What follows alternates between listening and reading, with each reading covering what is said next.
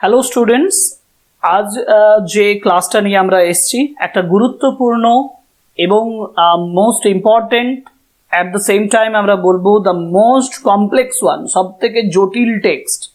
Class 11 students, তোমাদের জন্য যে টেক্সটটা দেওয়া হয়েছে, the master as I saw him written by sister Nivedita, এখান থেকে দুটো টেক্সট দেওয়া হয়েছে তোমরা জানো। একটা হচ্ছে the Swami and mother warship এবং আরেকটা হচ্ছে অমরনাথ।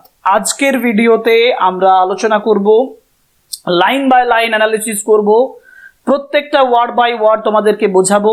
যে টেক্সটটা সেটা হচ্ছে স্বামী, the Swami and mother warship. তোমরা জানো যে এই টেক্সটটা সিস্টার নিবেদিতা লিখেছেন অটোবায়োগ্রাফিক্যাল ওয়েতে, অটোবায়োগ্রাফিক্যাল রাইটিং এটা, সেটা সম্পূর্ণ স্বামী বিবেকানন্দের উপরে।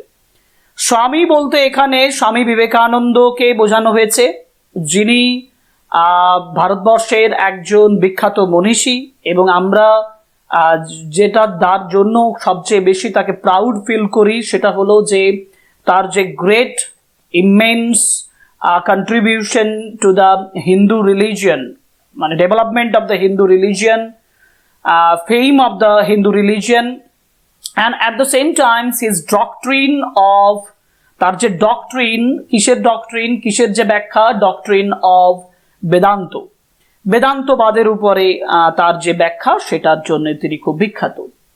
যাই হোক, আমরা প্রথমে এই টেক্সটটা পড়ার আগে, the Swami and mother warship টেক্সটটা পড়ার আগে প্রথমে সিস্টার নিবেদিতা সম্পর্কে একটা ধারণা নেব।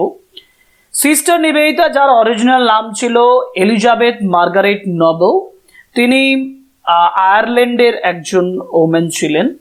1895 সালে যখন স্বামী বিবেকানন্দ লন্ডনে ছিলেন, তখন for the first time Elizabeth means sister Nivedita, তিনি তার সংস্পর্শে আসেন এবং she was very much inspired by the personality of Swami Vivekananda. Swami বিবেকানন্দের শিষ্যাতে পরিণত হন, সি বিকেম দ্য ডিসাইপল। 1898-এ স্বামী বিবেকানন্দ তাকে ভারতবর্ষে নিয়ে আসেন এবং ভারতবর্ষে নিয়ে আসার মূল কারণটা হচ্ছে যে contribution to the educational field of India. Swami Vivekananda দেখেছিলেন যে ভারতবর্ষের যদি ডেভেলপমেন্ট করতে হয় তাহলে সেই ডেভেলপমেন্টটা করতে হবে প্রথমে মহিলাদের দিক থেকে, because women education is compulsory and this is the most important, এটা তিনি বুঝতে পেরেছিলেন এবং সেই জন্য তিনি মার্গারেট এলিজাবেথ নোবেল তথা সিস্টার নিবেদিতাকে ভারতবর্ষে নিয়ে আসেন এবং তিনি এসে এখানে কাজ শুরু করেন। সিস্টার নিবেদিতার নাম দেন তিনি, তার শিষ্যার নাম দেন sister Nivedita. Elizabeth Margaret Noble থেকে তিনি হন সিস্টার নিবেদিতা এবং ভারতবর্ষের বিভিন্ন জায়গায় তার সাথে ভ্রমণ করেন। বিভিন্ন জায়গায় উইমেন এডুকেশনের পাশাপাশি ভারতবর্ষের কুসংস্কারাচ্ছন্ন তখন সমাজে মহিলাদের উন্নতির জন্য তিনি কাজ চালিয়ে যান। এখন এই সময়টাতে স্বামী বিবেকানন্দের সঙ্গে সংস্পর্শে থাকাকালীন তিনি স্বামী বিবেকানন্দকে যেভাবে দেখেছিলেন, সেই সম্পূর্ণ ডেসক্রিপশনটার অটোবায়োগ্রাফির আকারে তিনি পাবলিশ করেন the master as I saw him, এই অটোবায়োগ্রাফিতে। সেখান থেকে একটা পার্ট হিসাবে যে পার্টটার নাম হচ্ছে the Swami and mother warship, সেটাই এখানে তুলে ধরা হয়েছে।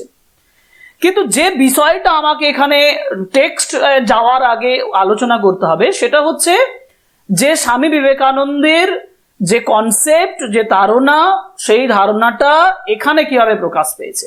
মানে স্বামী বিবেকানন্দর was inspired by Ramakrishna Paramahansadev. Ramakrishna পরমহংসদেবের দ্বারা তিনি প্রভাবিত হয়েছিলেন। রামকৃষ্ণ পরমহংসদেবের আগে দেখার আগে স্বামী বিবেকানন্দের আইডল অর্থাৎ মূর্তি পূজার উপরে কোনো ইন্টারেস্ট ছিল না এবং এইখানে স্বামী বিবেকানন্দ যে ডক্ট্রিন বা যে কনসেপ্টের উপরে তিনি বিশ্বাস করতেন সেটা হচ্ছে ব্রহ্ম, যেটাকে বলা হতো নিরাকার, এবং তার যে কনসেপ্ট, এই যে গডের উপরে যে বিশ্বাস, সেই বিশ্বাসটা আসে যখন তিনি রামকৃষ্ণ পরমহংসদেবের সঙ্গে দেখা করেন এবং রামকৃষ্ণদেব তাকে কিছু চাওয়ার জন্য বলেন মায়ের কাছে, জগজ্জননী মা কালীর কাছে, কিন্তু তিনি সেখানে কিছু চাইতে পারেন না কারণ সেই মূর্তির কাছে তিনি সম্পূর্ণভাবে অবিচল থাকেন। এখন স্বামী বিবেকানন্দের প্রভাবটা, রামকৃষ্ণ দেবের প্রভাব বা কালী মাতার যে প্রভাব, তার যে ওয়ার্শিপ, তার যে আরাধনা, কালী মায়ের প্রতি যে আরাধনা, সেটা কেমন ছিল? অ্যাট দ্য সেম টাইম তার যে concept of Brahma, concept of Vedanta, এটা কেমনভাবে তাকে প্রভাবিত করেছিল, এই দুটো বিষয়কে পাশাপাশি রেখে, এই দুটো বিষয়কে সম্পূর্ণভাবে স্বামী বিবেকানন্দের মধ্যে কেমনভাবে এই দুটো বিষয় ব্যাখ্যা করা যেত বা তিনি কিভাবে দেখেছিলেন সিস্টার নিবেদিতা, সেটাই উল্লেখ করেছেন। অর্থাৎ আমরা এই টেক্সটের মূল বিষয় দেখব, the concept or the doctrine of Brahman in Swami Vivekananda and at the same time his worship to mother Kali, জগজ্জননী মা কালীর প্রতি তার যে আরাধনা, তার যে ধারণা, তার যে কনসেপ্ট, সেই বিষয়টা এখানে আলোচনা করা হয়েছে এই টেক্সটে। টেক্সটটা তোমাদের যথেষ্ট ভালো লাগবে। টেক্সটটা জটিল হলেও তোমরা যদি লাইন বাই লাইন এই টেক্সটটা ভালো করে ফলো করে যাও, আমার এই পড়ানোটা ভালো করে ফলো করো, তোমাদের একটা জায়গা তো কোনো প্রবলেম হবে না। আর এই টেক্সটটা আমরা মোট 3টে পার্টে আলোচনা করব, কারণ টেক্সটটা খুব লেন্দি হবে।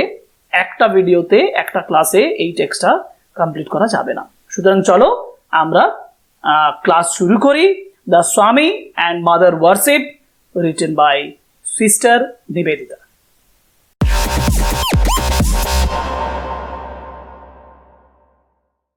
So the Swami and mother worship, চলো সরাসরি আমরা টেক্সটটা পড়ি। সিস্টার নিবেদিতার লেখা the Swami and mother worship.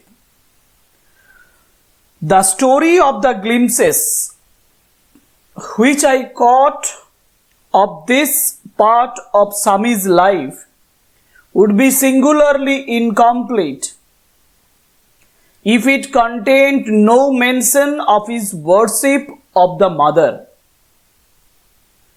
The story of the glimpses, story মানে গল্প, glimpses মানে হলো glances। তোমরা ডান দিকে দেখতে পাচ্ছ আমরা কতগুলো ওয়ার্ড নোট তোমাদের জন্য তৈরি করে দিয়েছি, যেগুলো তোমাদের টেক্সটটা পড়ার পাশাপাশি ওয়ার্ড নোটগুলো অনেক কাজে লাগবে। কি বলছেন? বলছেন the story of the glimpses, অর্থাৎ সেই গ্ল্যান্সেস, সেই ঝলকগুলো, সেই গল্পগুলোর ঝলক, which I caught of this part of Swamiji's life, which I caught অর্থাৎ হুইচ, যেগুলো আমি ধরেছিলাম মানে হুইচ আই উইটনেসড, যেটা আমি দেখেছিলাম। অর্থাৎ সিস্টার নিবেদিতা যে ঝলকগুলো, যে গল্পগুলো তিনি দেখেছিলেন এই অংশে, this part of Swamiji's life, স্বামীর জীবনের এই অংশে, উড বি সিঙ্গুলারলি ইনকমপ্লিট, এটা সিঙ্গুলারলি অর্থাৎ নির্দিষ্ট একদিক থেকে বলতে গেলে ইনকমপ্লিট, এটা অসম্পূর্ণ হবে।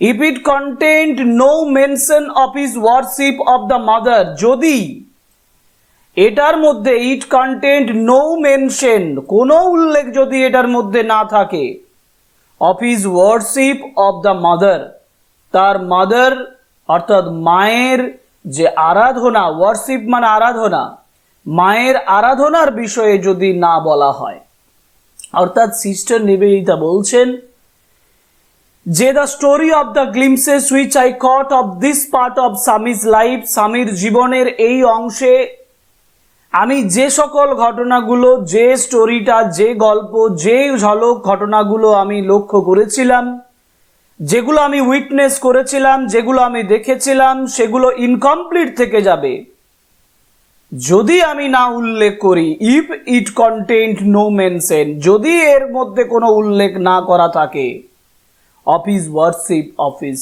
মাদার, তার মা, মা বলতে এখানে কালী মায়ের কথা বলা হয়েছে, মাদার কালী, হিন্দু গডেস কালীর কথা বলা হয়েছে, হিন্দু গডেস কালী, মা কালীর কথা বলা হয়েছে। মা কালীর প্রতি তার যে ওয়ার্শিপ, তার যে আরাধনা, সেই আরাধনার কথা না বললে এটা অসম্পূর্ণ থেকে যাবে। স্পিরিচুয়ালি স্পিকিং, স্পিরিচুয়ালি মানে আধ্যাত্মিক, আধ্যাত্মিক ভাবে বলতে গেলে I have always felt, আমি সর্বদাই অনুভব করি, that there were two elements in his consciousness. Consciousness মানে হচ্ছে অ্যাওয়ারনেস, মানে সচেতনতা।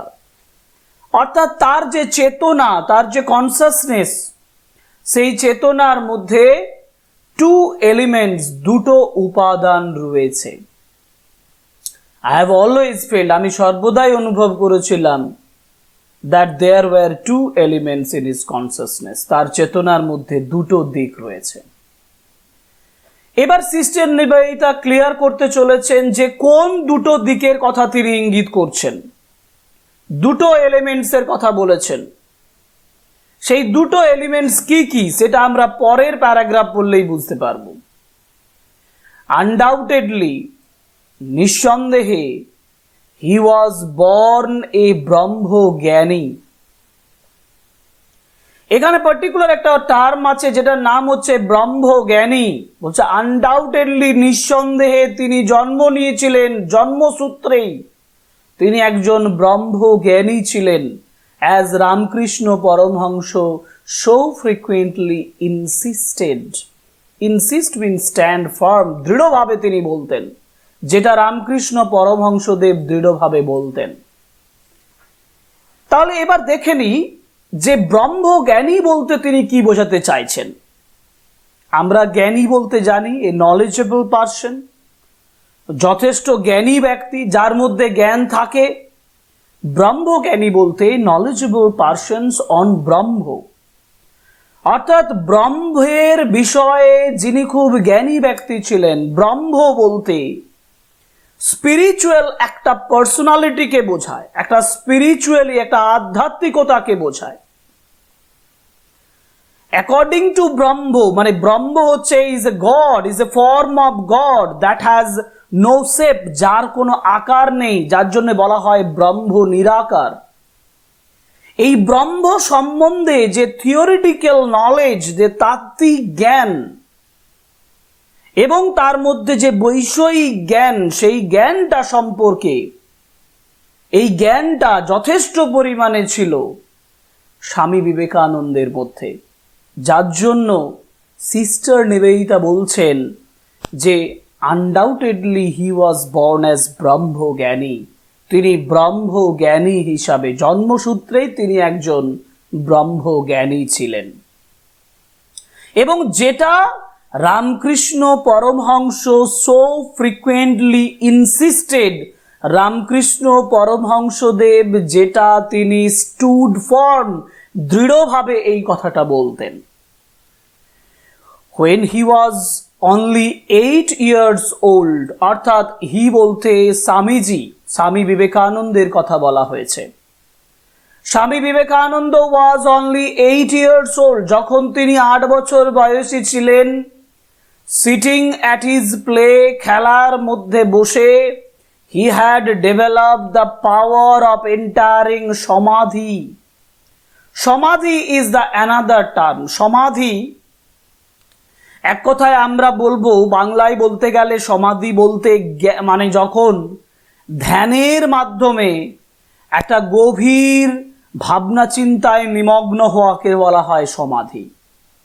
যখন স্বামী বিবেকানন্দ ধ্যানে মগ্ন হতেন, ডিপ মেডিটেশনে চলে যেতেন, তখন তার মধ্যে এমন একটা চেতনা তৈরি হতো যেখানে তিনি ব্রহ্মজ্ঞান, তাত্ত্বিকতার বেদান্ত জ্ঞান, আধ্যাত্মিকতার চরম গভীরে তিনি প্রবেশ করতেন এবং সেখানে নিজ যে রূপ, সেলফ যে রিয়ালাইজেশন, সেটা তার মধ্যে তখন থাকতো না। অর্থাৎ a persons in meditations who becomes like a dead person, একজন মৃত ব্যক্তির মতন হয়ে যাওয়া, এবং who is in deep thought, বাইরে থেকে দেখে মনে হবে তার মধ্যে যেন প্রাণেই নেই, গভীর ভাবনা চিন্তায় যখন নিমগ্ন হন, দ্যাট ইজ কল্ড সমাধি। এক কথায় meditation in one self, meditation in oneness, একজন নিজস্বতার মধ্যে যখন গভীর ধ্যানে নিমগ্ন হয়ে যায়, তখন সেটাকে আমরা বলি সমাধি। অর্থাৎ তিনি যখন 8 বছর বয়সী ছিলেন, তার খেলার মধ্যে he had develop the power of এন্টায়ারিং সমাধি, তিনি সমাধিতে এন্টায়ার করতেন, প্রবেশ করতেন। দ্য রিলিজিয়াস আইডিয়াস, যে ধর্মীয় ধারণাগুলো, towards which he naturally gravitated means attracted, আকৃষ্ট হতেন, the religious ideas, যে ধর্মীয় ধারণাগুলো যেগুলোর প্রতি তিনি সাধারণভাবে, প্রাকৃতিকভাবে, ন্যাচারালি, স্বাভাবিকভাবে গ্র্যাভিটেটেড হতেন, অ্যাট্রাক্টেড হতেন, আকৃষ্ট হতেন, were highly abstract and philosophical. Now what do you mean by abstract? Abstract বলতে কি বোঝায়? দেখো তোমাদের ওয়ার্ড নোটসে বলা আছে abstract মানে আনবডিড, অর্থাৎ শরীরবিহীন, অশরীরীর কথা বলা হয়েছে। মানে যে রিলিজিয়াস আইডিয়াস, যে ধর্মীয় ধারণাগুলোর প্রতি হুইচ হি ন্যাচারালি গ্রেভিটেটেড, যেগুলোর প্রতি তিনি আকৃষ্ট হতেন, সেগুলো আনবডিড ছিল, শরীরবিহীন ছিল, নিরাকার ছিল, যার কোনো শেপ ছিল না। এটা কিছুটা ব্রহ্মের মতন, যেখানে তিনি বলতেন ব্রহ্ম নিরাকার। আমাদের উপনিষদে, আমাদের বেদান্তবাদ বলছে যে ব্রহ্ম নিরাকার, ব্রহ্মের মধ্যে কোনো আকার নেই। তিনিও সেই বিশ্বাসী ছিলেন, তিনিও সেই স্বাভাবিক ধারণাতে, একটা রিলিজিয়াস, একটা ধর্মীয় ধারণাতে আকৃষ্ট হতেন। যে ধর্মীয় আকৃষ্ট হতে তিনি বলতেন যে সমস্ত কিছু মানে গড বা ডেইটি, আমরা গড বলতে পারি, ভগবান, তিনি হচ্ছেন অ্যাবস্ট্রাক্ট, তিনি হচ্ছেন আনবডিড, তিনি হচ্ছেন অশরীরী। এবং তার যে ধারণা, তার যে রিলিজিয়াস আইডিয়াস গুলো, সেগুলো অ্যাবস্ট্রাক্ট আইডিয়ার উপরে ছিল, আনবডিড আইডিয়ার উপরে ছিল, নিরাকার একটা কনসেপ্টের উপরে ছিল, অ্যান্ড ফিলোসফিক্যাল, এবং ফিলোসফিক্যাল মানে দার্শনিক তত্ত্বের উপরে ছিল।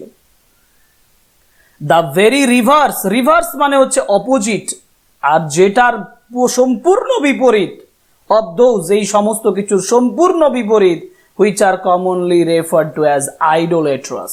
Idolatrous means related to idols. Idols মানে মূর্তি, যেটা সাকার অর্থে বলা হয়, মূর্তিকার। দেখো ইথনিক আর ইথনিক্যাল মানে যেখানে মূর্তির একটা আকারকে বোঝানো হবে, তখন সেটাকে বলা হবে আইডোলেট্রাস, মূর্তি পূজার কথা বলা হচ্ছে। অর্থাৎ তিনি যে আইডিয়াটা ছিলেন, সেই আইডিয়াটার মধ্যে অ্যাবস্ট্রাক্ট আইডিয়া ছিল, আইডিয়াটা ছিল অ্যাবস্ট্রাক্ট, আনবডিড, নিরাকার।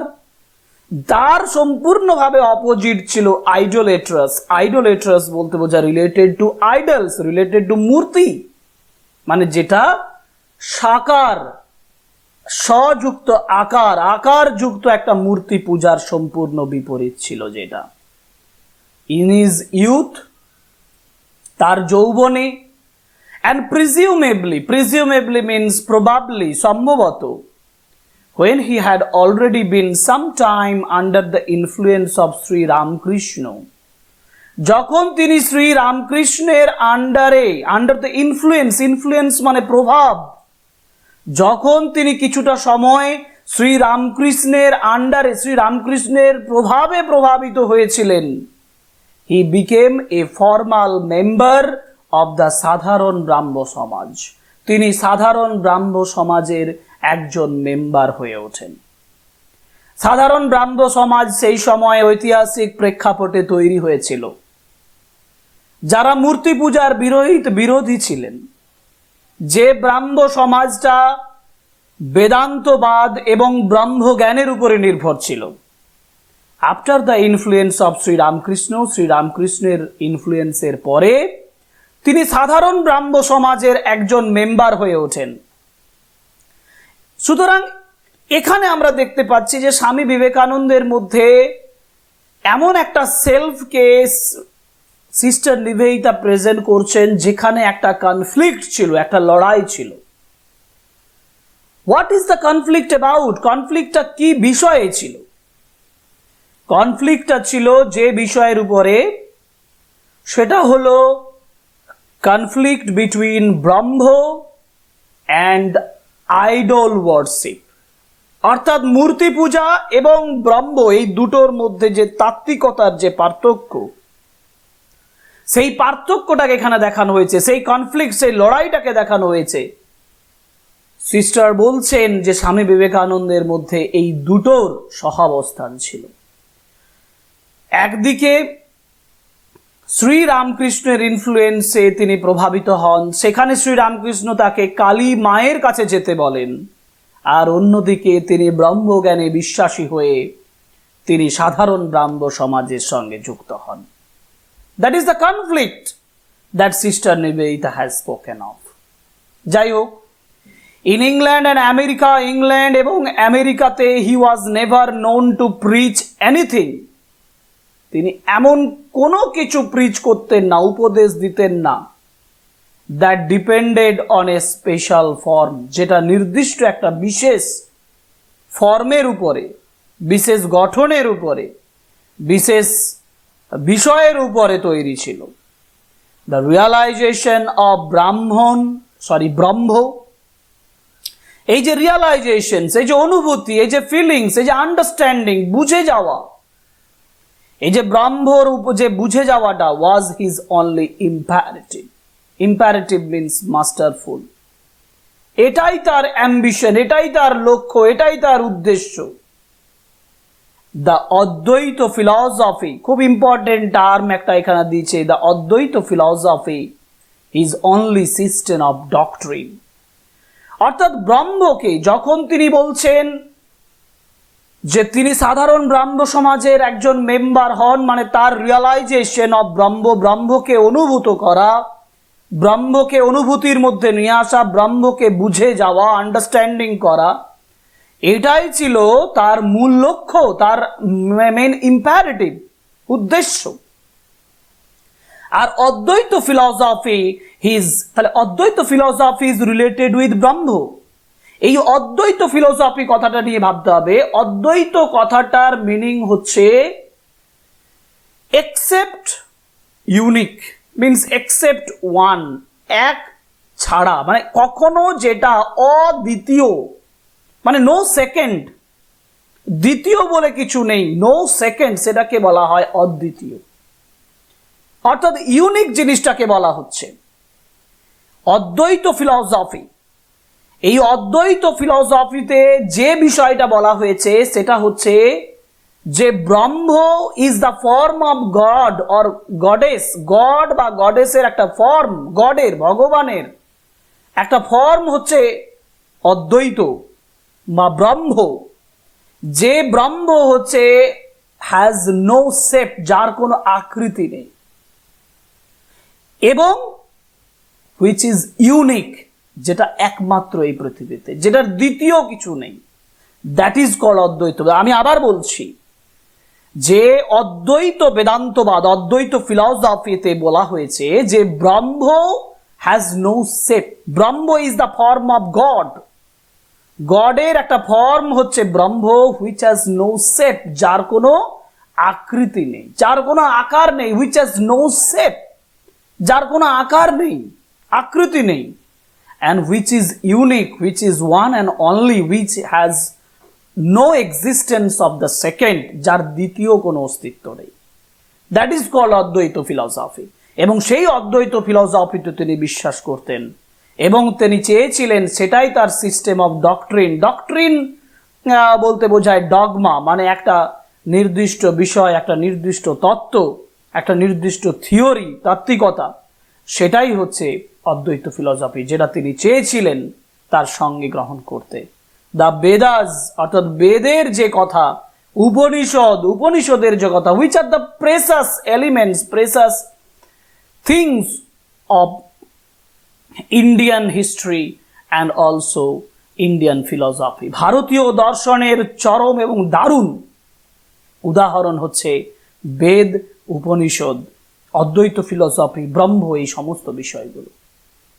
So Ved and Upanishads, his sole scriptural authority. Scriptural মানে হচ্ছে divine, স্বর্গীয়, authority মানে হচ্ছে প্রধান, কর্ত্রী, মানে যে তার অথরিটি, তার মূল অথরিটি হবে কে?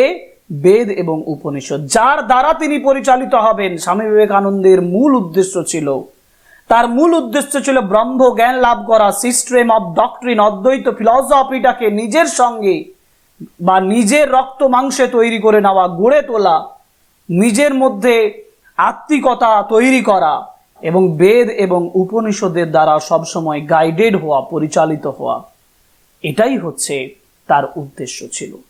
So sister Nivedita here has spoken about the conflict between the idolatrous doctrine and the doctrine of Advaita system, Brahmo, Vedas and Upanishads, which were in the mentality, which were in the characteristics, or which were the aims of Swami Vivekananda.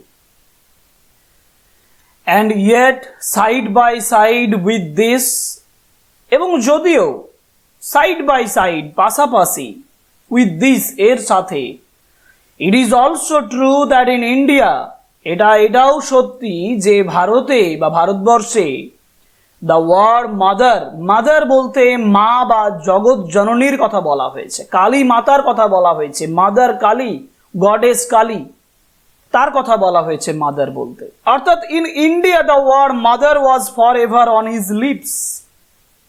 ভারতবর্ষে তার ঠোঁটে সব সময় এই জগৎ জননী কথাটা, mother কথাটা, জগৎ জননী কথাটা সব সময় লেগে থাকতো। হি স্পোক অফ হার, তিনি তার সম্পর্কে বলতেন, as we of one deeply familiar in the house hold life, very important.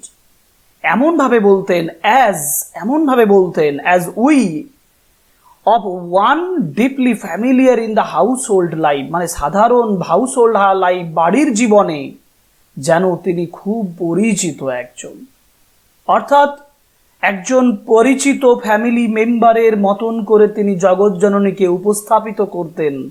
তিনি বলতেন, he was constantly preoccupied with her. Preoccupied means busy or anxious, যথেষ্ট ব্যস্ত থাকতেন, যথেষ্ট উদ্বিগ্ন থাকতেন। প্রিঅকুপাইড বলতে অলওয়েজ ইন থট, সর্বদাই ভাবনা চিন্তায় থাকতেন। কার সম্পর্কে ভাবনা চিন্তায় থাকতেন? উইথ হার, হার বলতে গডেস কালী, কালী মায়ের কথা বলছেন, জগৎজননী মা কালীর কথা বলছেন। অর্থাৎ তিনি কনস্ট্যান্টলি, তিনি কন্টিনিউয়ালি, একটানা, he was in the thought of goddess Kali, Kali মায়ের ভাবনা চিন্তায় তিনি থাকতেন। লাইক আদার চিলড্রেন, অন্যান্য শিশুদের মতো, হি ওয়াজ নট অলওয়েজ গুড, তিনি সর্বদাই ভালো থাকতেন না। মানে সর্বদাই যে তিনি মায়ের প্রতি অনুগত একজন ভালো ছেলে হিসাবে তিনি থাকতেন না।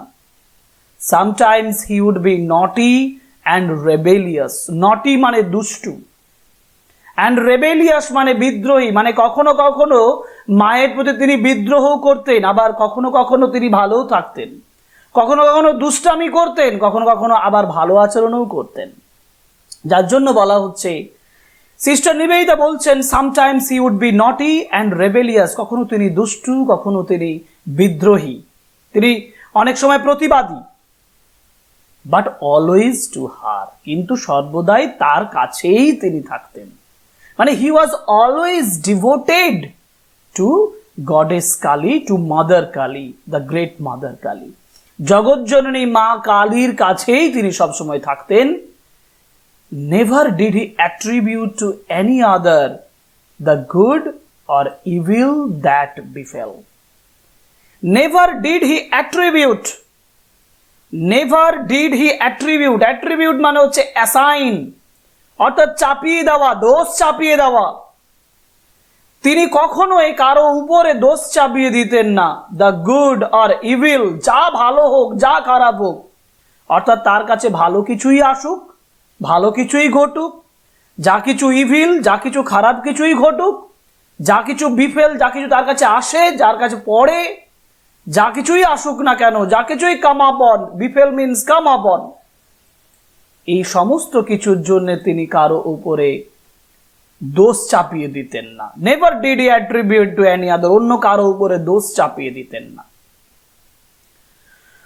On a certain সোলেম occasion, সোলেম means grave, grave মানে খুব কঠোর, খুব গভীর, একটা গভীর ঘটনার পরিপ্রেক্ষিতে, ওকেশন একটা নির্দিষ্ট সময়ে, একটা নির্দিষ্ট, একটা সার্টেন, একটা নির্দিষ্ট গম্ভীর পরিস্থিতিতে, ওকেশনে হি এন্ট্রাস্টেড টু এ ডিসাইপল, এন্ট্রাস্টেড মিনস ইনভেস্টেড, তিনি একজন ডিসাইপল মানে হচ্ছে শিষ্য, শিষ্যকে এন্ট্রাস্ট করেছিলেন, শিখিয়ে দিয়েছিলেন, টট, এন্ট্রাস্টেড মিনস টট, ইনভেস্টেড তিনি শিখিয়ে দিয়েছিলেন, এ প্রেয়ার একটা প্রার্থনা শিখিয়ে দিয়েছিলেন, টু হার তার প্রতি একটা প্রার্থনা শিখিয়ে দিয়েছিলেন, that in his own life যেটা তার নিজের জীবনে had acted as a veritable charm, veritable মানে হচ্ছে জেনুইন, চার্ম মানে হচ্ছে স্পেল, খাঁটি একটা স্পেল বা প্রভাব হিসাবে যেটা কাজ করেছিল।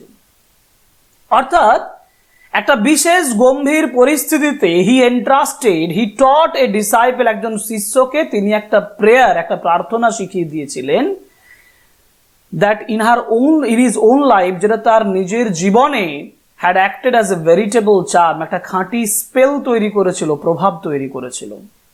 তিনি কি শিখিয়েছিলেন? অ্যান্ড মাইন্ড, এবং মনে রাখো, হি অ্যাডেড সাডেনলি, হঠাৎ তিনি যোগ করে বলেছিলেন, turning with what was almost fierceness upon the receiver, ফিয়ারনেস মানে হচ্ছে ভীতি, ভয়ঙ্করতা, এই যে ভায়োলেন্স, অর্থাৎ একটা ভয়, ভীতি, একটা ভায়োলেন্স তৈরি হয়েছিল আপন দ্য রিসিভার, যিনি গ্রহণ করছেন, যাকে তিনি এটা শেখাচ্ছেন তার উপরে ভয়ঙ্করতা তৈরি হয়েছিল। তিনি কি বলছেন? তিনি বলছেন, তিনি তাকে উপদেশ দিচ্ছেন, তিনি বলছেন make her listen to you, অর্থাৎ বলছে তুমি মায়ের কাছে যাও, make her listen to you, মা তোমাকে শুনুক, তাকে শোনাও, তোমার কথাটা তার কাছে শোনাও। when you say it, অর্থাৎ তাকে শুনতে বাধ্য করো যখন তুমি এটা বলছো। you will tell her, তুমি তাকে বলবে, এবং make her listen to you, তাকে বাধ্য করো তোমার কথাটা শুনতে। none of that clinging to mother, clinging মানে shrinking, অর্থাৎ অসহায়, ক্রিঙ্গিং বলতে অসহায় মিনতির কথা বলছে, অসহায় মিনতি করো না, মানে তার কাছে কাকুতি মিনতি এসব করো না, ক্রিঙ্গিং করো না, টু মাদার, রিমেম্বার মনে করো, মনে রাখো তার কাছে তুমি কাকুতি মিনতি করতে যেও না, তোমার কথাটা শোনানোর চেষ্টা করো, তাকে শোনাতে বাধ্য করো। Every now and then he would break out with some new fragment of description, যখন তখন, এভরি নাও অ্যান্ড দেন, যখন তখন তিনি প্রকাশ করতে শুরু করতেন নিউ ফ্র্যাগমেন্ট, নতুন যে ফ্র্যাগমেন্ট, টুকরো টুকরো ঘটনাগুলো, অফ ডেসক্রিপশন, টুকরো টুকরো বর্ণনা করতেন। The right hand raised in blessing, তার ডান হাত আশীর্বাদের জন্য ওঠে, ব্লেসিং মানে আশীর্বাদ, তার ডান হাতটা আশীর্বাদের জন্য তুলেছিলেন। দ্য লেফট হোল্ডিং দ্য শোর, আর বাঁ হাতে তার তরবারি আছে। হার কার্স ইজ ব্লেসিং, তিনি বলছেন তার অভিশাপেই হলো আশীর্বাদ, বলছে মায়ের, জগজ্জননী মায়ের অভিশাপটাই হলো, কার্সটাই হলো ব্লেসিং, ব্লেসিং মানে আশীর্বাদ, অভিশাপটাই হলো আশীর্বাদ। Would be the sudden exclamation that ended a long reverie, এই যে হঠাৎ যে এক্সক্লেমেশন, হঠাৎ যে আশ্চর্য এই বর্ণনাটা, যেটা শেষ হয় একটা লং রিভারি, রিভারি মানে ডে ড্রিম, একটা দীর্ঘ দিবা স্বপ্ন দিয়ে শেষ হয়, অর্থাৎ এর পরেই তিনি দীর্ঘ দিবা স্বপ্নতে চলে যান। অথবা or becoming half lyric in the intensity of his feeling, তার অনুভূতির ইন্টেন্সিটি মানে গভীরতা, তার অনুভূতির গভীরতার মধ্যে তিনি অর্ধ সুরে কিছু গান গান। কি গান গান? Deep in the heart of hearts of our own, অর্থাৎ গভীর, ডিপ মানে গভীর, in the heart of hearts of our own, তার হৃদয়গুলোর মধ্যে, হৃদয়ের মধ্যে flashes the blood red knife of Kali, যেখানে ঝলসে ওঠে, ফ্ল্যাশেস মানে ঝলসে ওঠে, দ্য ব্লাড রেড নাইফ রক্ত লাল ছোরা বা ছুরি অফ কালি মানে খড়গ, এখানে নাইফ বলতে খড়গর কথা বলা হয়েছে, কালির খড়গ ঝলসে ওঠে। ওয়ার্শিপার্স অফ দ্য মাদার, মায়ের যারা ওয়ার্শিপার্স, মায়ের যারা আরাধনা করেন, আর তারা ফ্রম দেয়ার বার্থ, তাদের জন্মসূত্রে, in her incarnation of the shore, incarnation মানে হচ্ছে অবতার বা ডামি, দেখো এখানে বলা হয়েছে ইনকারনেশন মানে অবতার অথবা ডামি অথবা আইকন, যার মধ্যে গডের যে রিফ্লেকশন সেটা দেখা যায়। অর্থাৎ যারা জন্মসূত্রে মাকে আরাধনা করছেন, সেই জন্মসূত্রে তারা তরবারির মধ্যেও একটা গডের যে প্রভাব, তার যে ইনকারনেশন, তার যে অবতার, সেই অবতার তারা দেখতে পান। So these are the things that Sister Nivedita has spoken about Swami Vivekananda's experience of life. মানে স্বামী বিবেকানন্দ যেভাবে তিনি গডের সম্পর্কে, তার মাদার সম্পর্কে তিনি তার শিষ্যদেরকে বলেছিলেন, সেটা এই প্যারাগ্রাফে আমরা ডিসক্রাইব করলাম। এরপরে কি বলছে? ফ্রম হিম ওয়াজ গ্যাদার্ড, তার কাছ থেকে গ্যাদার মানে সংগ্রহ করা হয়েছিল, ইন সাচ মোমেন্টস এই ধরনের মুহূর্তে, as this almost every line and syllable of certain জালম। দেখো, জালমের কথা বলা হয়েছে।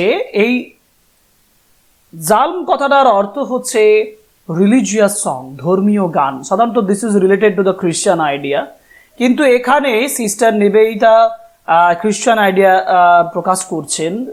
Sister Nivedita was once a Christian, পরবর্তীকালে তিনি হিন্দু ধর্মে বিশ্বাসী হয়ে ওঠেন।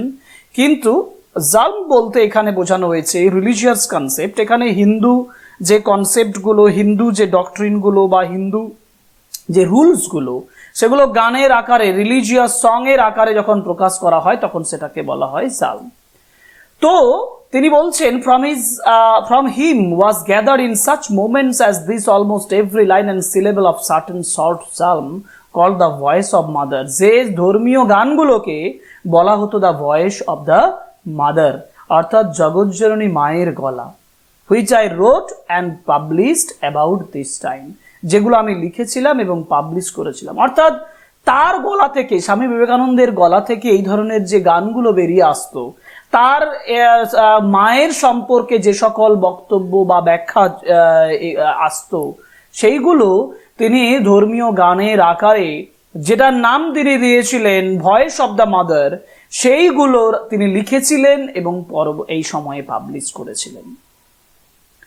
I worship the terrible, terrible মানে হচ্ছে ভয়ঙ্করী, টেরিবল মানে ভয়ঙ্কর। এখানে জগৎজননী মাকে বোঝানো হয়েছে, মা কালীকে বোঝানো হয়েছে, যার জন্য আমি বলছি টেরিবল মানে ভয়ঙ্করী। আই ওয়ার্শিপ দ্য টেরিবল, আমি ভয়ঙ্করীকে আরাধনা করি।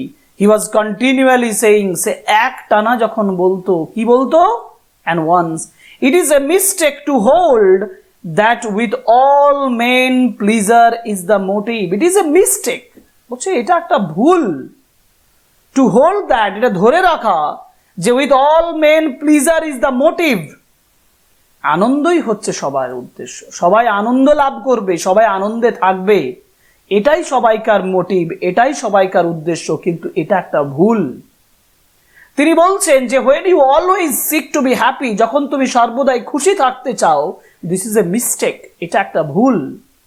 quite as many are born to seek after pain, অনেকে as many are born, অনেকে জন্ম নেয় to seek after pain, যন্ত্রণার পরে তারা জন্ম নেয়।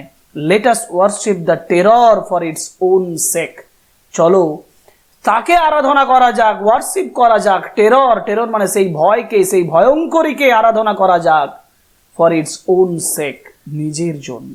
অর্থাৎ এখানে যে কথাটা বলা হলো সেটা হলো যে তিনি বলছেন যে it is a mistake to hold that with all men pleasure is the motive, এটা ভুল যে সমস্ত মানুষ সবসময় আনন্দেরই খোঁজ করে।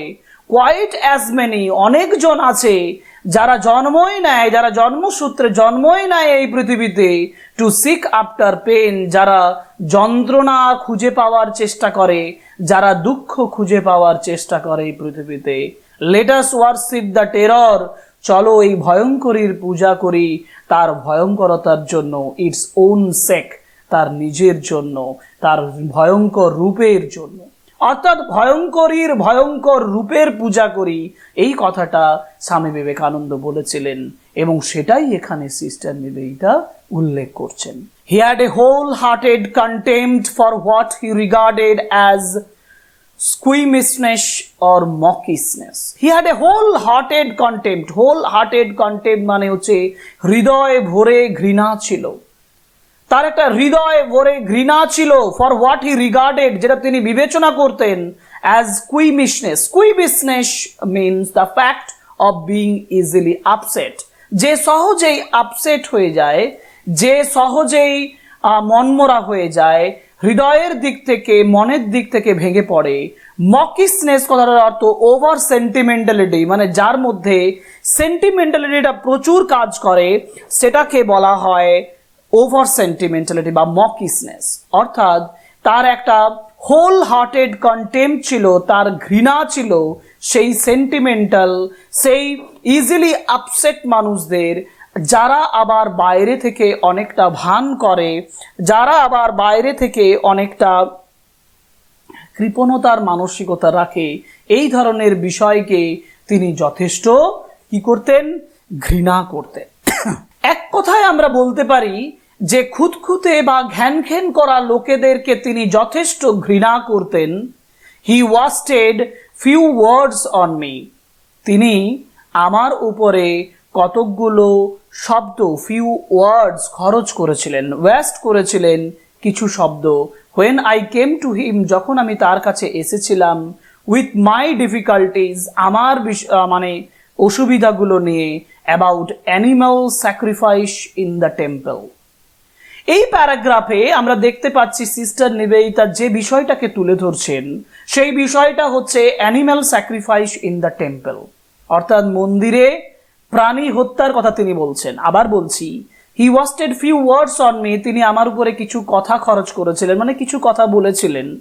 আই কেম টু হিম, যখন আমি তার কাছে এসেছিলাম, উইথ মাই ডিফিকাল্টিজ, মানে আমার যখন এই সমস্যাটা তৈরি হয়েছিল।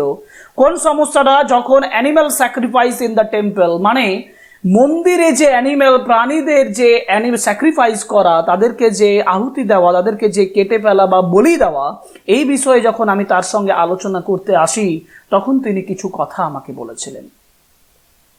হি made no reference as he might have done, যেটা তার করার কথা ছিল বা যেটা তিনি করতেন সচরাচর, সেই ধরনের কোনো রেফারেন্স, কোনো নির্দিষ্ট উল্লেখযোগ্য কথা বা রেফারেন্স আমাকে দেননি, এর সঙ্গে রিলেটেড কোনো বক্তব্য বা কথা তিনি বলেননি।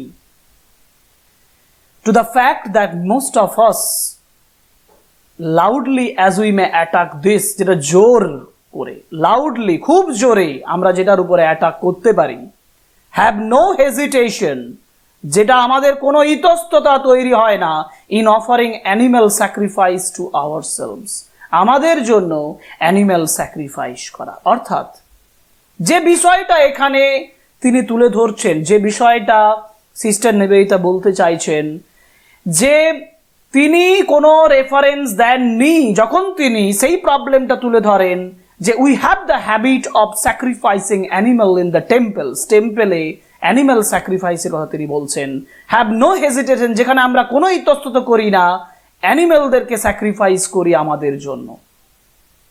হি অফার নো আর্গুমেন্ট, তিনি কোনো তর্ক করলেন না। হি হ্যাড নো আর্গুমেন্ট, তিনি কোনো তর্ক করলেন। এটা একটা ইনসিডেন্টের কথা বলছেন, তিনি একটা ঘটনার কথা বলছেন, যে তিনি কোনো তর্ক করলেন না। As he easily might have done, যেটা তিনি সহজেই করতেন।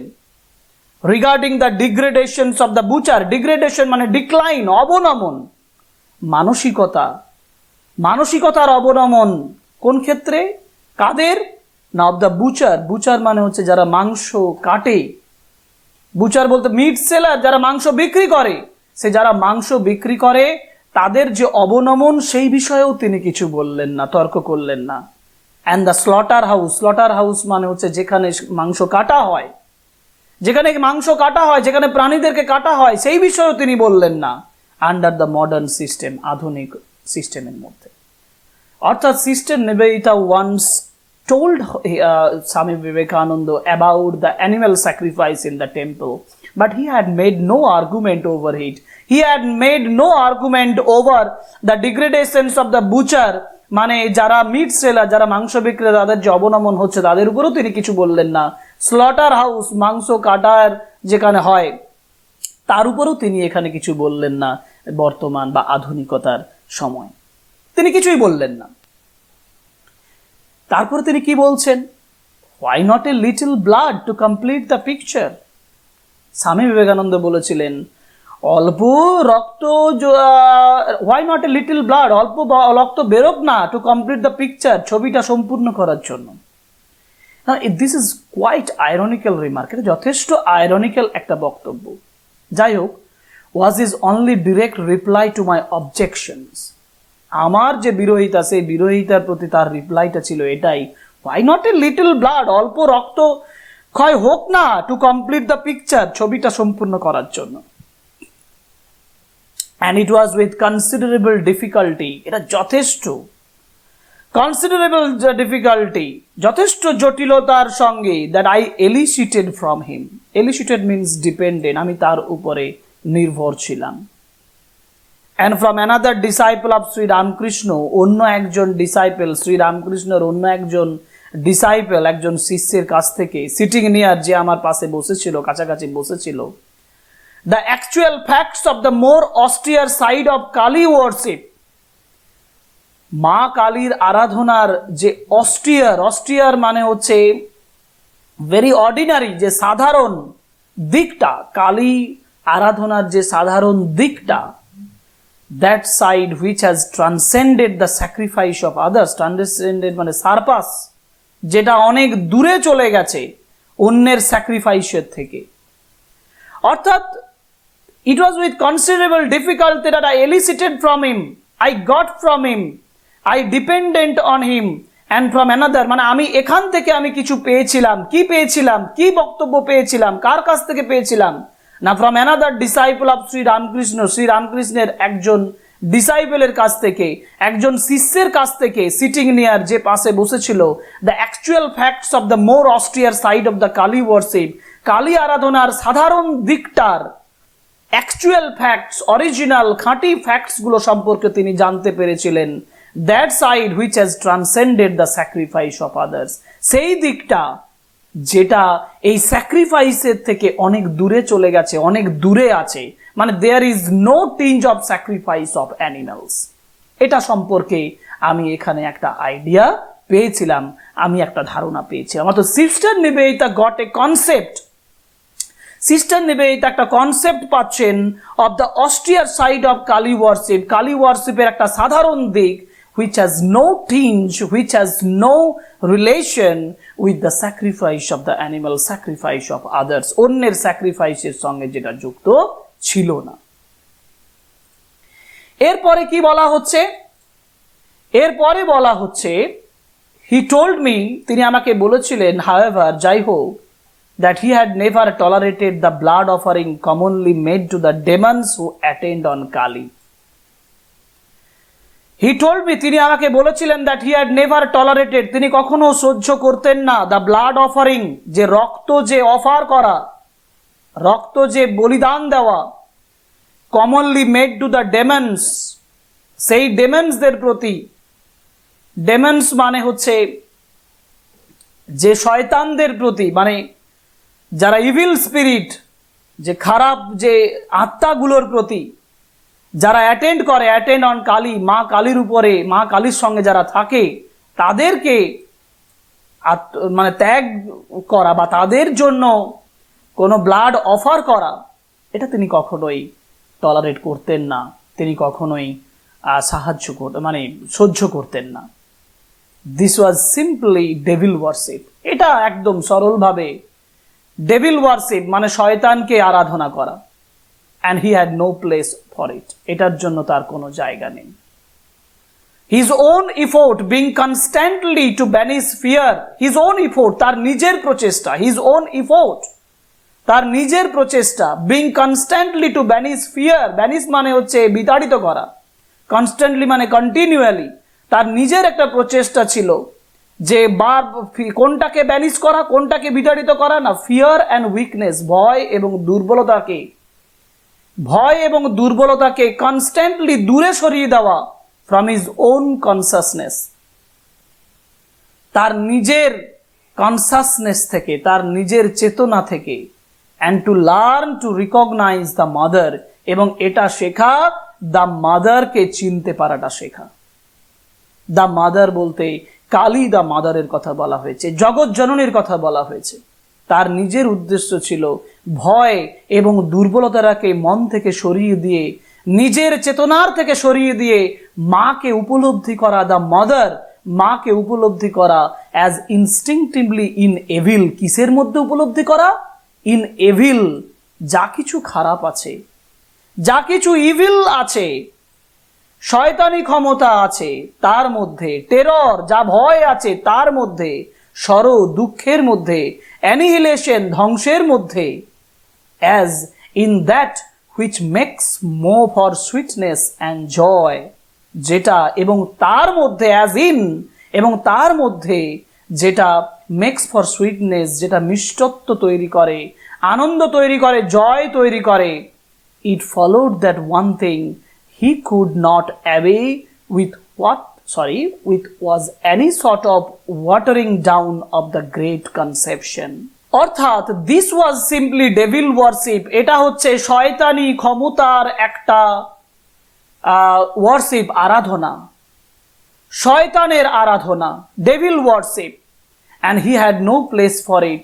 এবং তারপরের যে ইম্পর্টেন্ট লাইনটা, যেটা খুব গুরুত্বপূর্ণ, সেটা হচ্ছে হিজ ওন এফোর্ট, তার নিজের যে প্রচেষ্টা, সেটা হচ্ছে ফিয়ার এবং উইকনেস, ভয় এবং দুর্বলতার মধ্যে থেকে, মানে দুর্বলতাকে দূরে সরিয়ে দিয়ে, ফ্রম হিজ ওন কনসাসনেস, তার নিজের চেতনা থেকে, টু রিকগনাইজ দ্য মাদার, মাকে উপলব্ধি করা, অ্যাজ ইনস্টিংটিভলি ইন এভিল, ভয়ের মধ্যে, টেরার, সরো অ্যান্ড অ্যানিহিলেশন, ধ্বংস, দুঃখ, ভয়, এর মধ্যে থেকেও যে as in that which makes for sweetness and joy, যে আনন্দ বা এর থেকেও যে মাদারকে উপলব্ধি করা, মাকে উপলব্ধি করা যায়। It followed that one thing he could not away with what sort of watering down the great conception. অর্থাৎ এই মহান ধারণা থেকে বিচ্যুত হওয়াটাও তিনি কিন্তু পছন্দ করতেন না। এক কথায় তিনি বলতে চাইছেন যে সমস্ত ভয়, সমস্ত দুর্বলতা এটাকে কাটিয়ে, সমস্ত ভয় এবং সমস্ত দুর্বলতা কাটিয়ে, নিজের চেতনার মধ্য থেকে ভয় দুর্বলতাটাকে সরিয়ে মাকে উপলব্ধি করা যায়। ইভিল, যত শয়তান, যত খারাপ ক্ষমতা আছে, টেরর, ভয় আছে, অ্যানিহিলেশন, দুঃখ মানে ধ্বংস আছে, এই সমস্ত কিছুর মধ্যে থেকেও যে মাকে উপলব্ধি করা যায়, সুইটনেস এবং জয়, মিষ্টত্ব এবং আনন্দের মধ্য থেকেও যে সহজে মাকে উপলব্ধি করা যায়, এই কনসেপ্টটাকে ভুলে যাওয়া, সেটাকেও তিনি কিন্তু পছন্দ করতেন না। এবং তিনি কনস্ট্যান্টলি যেটা চাইতেন সেটা হচ্ছে এই কনসেপ্টটাকে, যে তিনি মাকে উপলব্ধি করতে যান এই ভয়, টেরর, অ্যানিহিলেশন সমস্ত কিছুর মধ্যে থেকে। ফুলস, বোকা, হি এক্সক্লেইমড ওয়ান্স, তিনি আশ্চর্য হয়ে একবার বলেছিলেন, as he dwelled in quite talk on the worship. Dwell থেকে ডোয়েলড অর্থাৎ থেকেছিলেন, যখন তিনি থেকেছিলেন একটা শান্ত কথাবার্তা, কিসের উপরে তিনি কথাবার্তা বলছিলেন? On the worship of the terrible, ভয়ঙ্করীর আরাধনার উপরে তিনি যখন বলছিলেন। On becoming one with the terrible, সেই ভয়ঙ্করী রূপের মধ্যে একজন হয়ে যখন তিনি বলছেন, তিনি বলছেন becoming one with the terrible, এই ভয়ঙ্করের মধ্যে একজন হয়ে ওঠা। ফুলস, বোকা, they put a garland of flowers round thy neck, তোমার গলায় তারা একটা ফুলের মালা চড়িয়ে দিয়েছে। And then start back in terror, তারপর ভয়ে তোমার কাছ থেকে দূরে পিছিয়ে যাচ্ছে। খুব ইম্পর্টেন্ট, তিনি একটা ব্যাখ্যা করছেন। তিনি বলছেন যে মায়ের ভয়ে, মাকে আরাধনা করতে গিয়ে মায়ের গলাতে তারা কি করেছে? তারা গার্ল্যান্ড অফ ফ্লাওয়ার্স, ফুলের মালা চড়িয়েছে। আবার ফুলের মালা চড়ানোর পরে they start back in terror, ভয়ে তারা আবার পিছন দিকে পিছিয়ে আসছে। অ্যান্ড কল দি, তোমাকে বলছে দ্য মার্সিফুল, ক্ষমাপূর্ণ, মার্সিফুল বলছে তোমাকে। এর মধ্যে প্রবলেমটা কি? স্বামী বিবেকানন্দ যে কথার উপরে জোর দিচ্ছেন যে তুমি মাকে আরাধনা করছো কিসের মাধ্যমে? ভয়ের মধ্য দিয়ে। তুমি ভালোবাসার মধ্য দিয়ে আরাধনা করছো না। There is a fear in your mind, যেটা তিনি একটু আগে প্যারাগ্রাফে তিনি বলেছেন যে স্বামী বিবেকানন্দ চেয়েছিলেন মায়ের প্রতি যে ভালোবাসাটা সেটা সৃষ্টি করা এবং ভয়, অ্যানিহিলেশন, টেরর এই সমস্ত কিছু থেকে নিজের চেতনাকে ফ্রিডম দেওয়া, মুক্ত করা।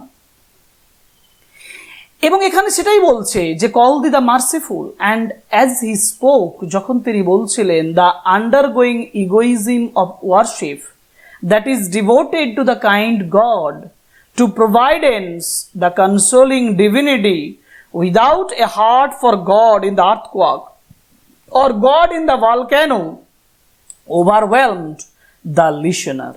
As he spoke, the underlying egoism of worship, underlying egoism of worship, অর্থাৎ ওয়ারশিপের মধ্যেও যে মানসিক ইগো, সেই ইগোটা যেটা আমার মনের মধ্যে থেকে যায়, দ্যাট ইজ ডিভোটেড টু, অর্থাৎ অহংকার, যে অন্তর্নিহিত হৃদয়ের মধ্যে যে অহংকার, সেই অহংকারটা যেটা কাইন্ড গড, দয়ালু ভগবানের প্রতি উৎসর্গ করা হয়, টু প্রোভাইডেন্স, প্রোভাইডেন্স মানে হচ্ছে ফেট, ভাগ্যের প্রতি দেওয়া হয়, দ্য কনসোলিং ডিভিনিটি, কনসোলিং মানে সান্ত্বনাদায়ক, ডিভিনিটি মানে হচ্ছে গডহুড, ভগবানকে যেটা দেওয়া হয়। অর্থাৎ আমরা যে আরাধনাটা করে থাকি সেটা আমাদের মধ্যে আন্ডারলাইং ইগোইজমটাকে প্রকাশ করে। Without a heart for god in the earthquake, অর্থাৎ সেই হৃদয়ের, সেই গডের হৃদয়কে আমরা দেখি না, যে গডের হৃদয়কে দেখি আর্থকোয়াকের সময়, ভূমিকম্পের মধ্যে যে ঈশ্বরকে দেখি, or god in the volcano, আমরা ভলক্যানোর ভেতরে যে ঈশ্বরকে দেখি, ওভারওয়েলম দ্য লিসেনার, অর্থাৎ এই যে এইগুলোর মধ্যে যে ভগবানকে দেখি, তখন আমরা যে ওয়ারশিপটা করি সেই ওয়ারশিপটা কিন্তু জেনারেল ওয়ারশিপের মধ্যে থাকে না, তার মধ্যে অহংকার থাকে এবং এটাই ওভারওয়েলম করে, এটাই অতিরিক্ত প্রভাবিত করে দ্য লিসেনারদের, যারা শুনছে, শ্রোতা তাদেরকে। অর্থাৎ সিস্টার নিবেদিতা যেটা ক্লিয়ার করতে চাইছেন, তিনি বলছেন যে আমাদের মধ্যে যে ভগবানের প্রতি যে আরাধনাটা, মায়ের প্রতি যে আরাধনাটা করি, সেই আরাধনার মধ্যে যেটা তৈরি থাকে সেটা হচ্ছে ইগোইজম, অহংকার। এবং আমরা আর্থকোয়াক, আমরা ভলক্যানো মানে অগ্নুৎপাতের সময় যে ভগবানকে আরাধনা করি সেভাবে আমরা সবসময় আরাধনা করি না এবং আমাদের মধ্যে সবসময় সেই অহংকারটাই প্রকাশ পায়। One saw that such warship was at bottom, কেউ দেখেছিল বা যারা লিসেনার, যারা শুনছে তারা হয়তো দেখেছিল, তারা দেখেছে যে ওয়ারশিপ, এই যে আরাধনা, সেটা নিচে চলে গেছে, অ্যাজ দ্য হিন্দু কলস ইট, যেটা হিন্দুরা এটা বলে, মিয়ারলি শপকিপিং, এটা দোকানদারির মতন হয়ে গেছে। শপকিপিং মানে দোকানদারি, দোকানদারির মতন হয়ে গেছে এই আরাধনাটা। And one realized the infinitely greater boldness and truth of the teaching that God manifest through evil as well as through good. একজন বুঝতে পারে, ওয়ান রিয়ালাইজড, একজন বুঝতে পেরেছিল, the infinitely greater boldness, boldness মানে অডাসিটি, কনফিডেন্স, যে confidence, যে নির্ভরযোগ্যতা, যে বোল্ডনেস, যে গাম্ভীর্য, যে ট্রুথ অফ টিচিং, যে শিক্ষার যে সত্যতা, যেটা দ্যাট গড ম্যানিফেস্ট, যেটা ভগবান চারদিকে বিস্তৃত করে রেখেছেন, থ্রু ইভিল, ইভিলের মাধ্যমে, খারাপের মাধ্যমে, as well as through good, ভালোর মধ্য দিয়ে। অর্থাৎ ভালো এবং খারাপ উভয়ের মধ্য দিয়েই তিনি একটা ইনফাইনাইট, অসীম বোল্ডনেস এবং ট্রুথ অফ টিচিং তিনি এক্সপ্যান্ড করে রেখেছেন, বিস্তৃত করে রেখেছেন। ওয়ান স, একজন দেখেছে, that the true attitude for the mind, একটি মনের সত্যিকারের যে অ্যাটিটিউড, সত্যিকারের যে আচরণ বা মানসিকতা, will that are not to be baffled by the personal self, তার মানসিকতাকে ব্যাফলড করা উচিত নয়, পাজলড করা, হতভম্ব করা উচিত নয়, বাই দ্য পার্সোনাল সেলফ, কোনো একজন ব্যক্তিগত সেলফ দিয়ে, তার ব্যক্তিগত মানসিকতার দ্বারা।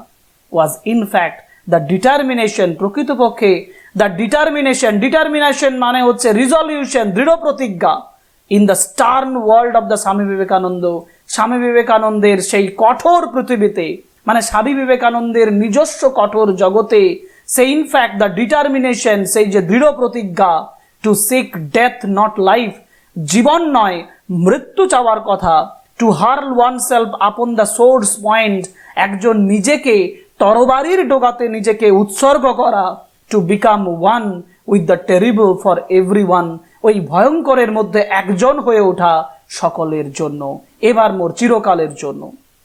এটাই হচ্ছে স্বামী বিবেকানন্দের ফিলোসফি।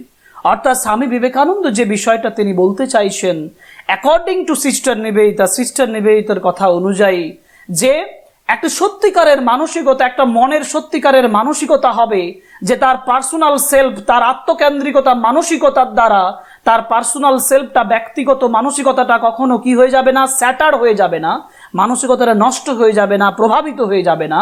বরঞ্চ স্বামী বিবেকানন্দের যে স্টার্ন ওয়ার্ল্ড, তার যে গম্ভীর জগতের বৈশিষ্ট্য অনুসারে, অর্থাৎ অ্যাকর্ডিং টু স্বামী বিবেকানন্দের মতে একজন নিজেকে তরবারির ডগাতে নিজেকে নিজেকে উৎসর্গ করবে, নিজেকে লাইফ চাইবে না, জীবন চাইবে না, নিজের মৃত্যু চাইবে, এবং একজন ভয়ঙ্করের মধ্যে চিরকালের মতো নিজেকে খুঁজে পাওয়ার চেষ্টা করবে। অর্থাৎ তিনি বলতে চাইছেন, God manifests both in good and evil, ভালো বা খারাপ সমস্ত কিছুর মধ্যেই ভগবান বা মা আছেন। এবং আমরা সবসময় ভালো কেন চাইবো, আমরা খারাপটাও চাইবো, এবং ইভিলের মধ্যে থেকেই আমরা মায়ের ওয়ার্শিপ করব, মাকে আরাধনা করব। We will be one in the evil, আমরা ইভিলের মধ্যেই একজন হয়ে উঠব।